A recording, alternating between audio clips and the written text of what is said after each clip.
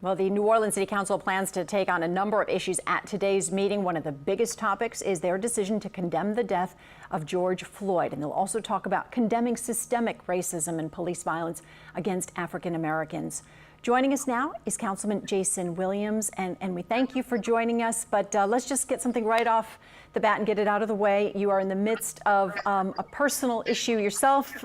The federal investigation involving your tax filings over the last several years. This is you're running for DA. Let's give you the platform. You say it was your tax preparer's fault, right? What happened?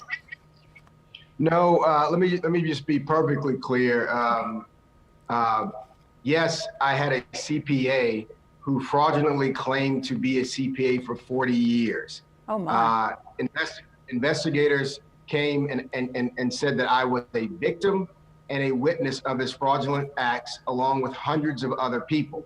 Now, at that same time, and for the past year, the district attorney, I'm sure he's ran the polls, I'm sure he's looking at the tea leaves. He realizes that there is no way that he can beat me on the issues. And he has investigated everything in my life. He has gone to my college roommate. They have gone to a contractor who did work on a home and intimidated them. They have brought a person that was serving a life sentence in Angola and brought them to the DA's office and said they would reduce his time if he could provide damaging evidence against me. So yes, I am dealing with a personal issue, but it is a political issue. Okay. What happened yesterday? Leon Canizero saying he knew nothing about this, but having a statement ready in 30 seconds. William Schultz, his chief political advisor, saying he didn't know anything about it, but he's my friend and he's glad it's happening. This is the beginning of Leon's re-election campaign. My CPA prepared those taxes, and he is not a CPA, and I'm filing a lawsuit against that. A lawsuit has been filed against him as well. All right, and my understanding is that Mr. Canizero had said that the investigation preceded any decision to run. Just final question, yes or no? To your understanding, are you a target of this investigation? And that's an excellent point, Karen. There's been no target letter sent. There are no grand juries on Camp Street today because of COVID-19. Okay. There's been no civil audit. So the fact that Leon Canizero says that he is aware that an investigation has been going on before I announced for DA tells you a lot about what's going on here, because no one's supposed to know what's going on in a grand jury investigation. All right. I'm so sorry to cut you off. I just know we're limited with time and there's so much going on in this city. The city is in pain right now. The city council is going to address it today. What's going to happen?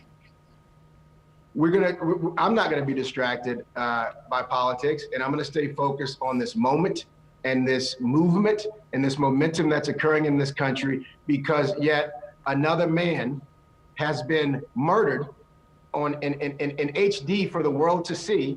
And for some reason, the prosecutor in that town did not do anything about that police sponsored murder and the people that watch it. So the city council is stepping up and saying, we are condemning these actions and we are supporting the momentum and movement to put protocols in place to make sure that this does not happen in our city or any other city, because it is a failure of government that this keeps happening.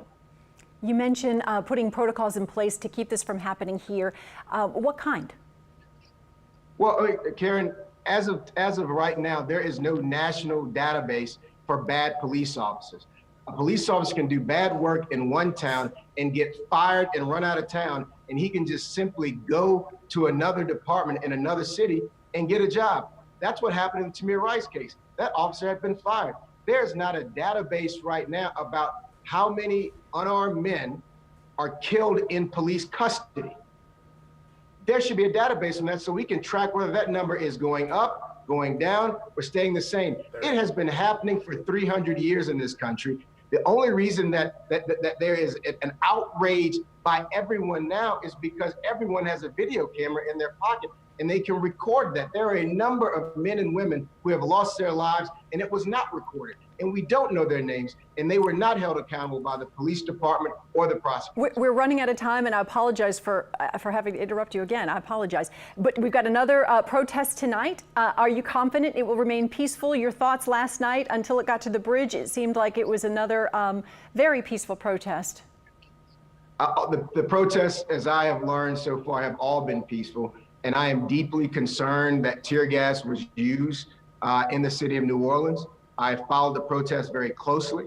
I know that there were children. I know that there were elderly people who were out there.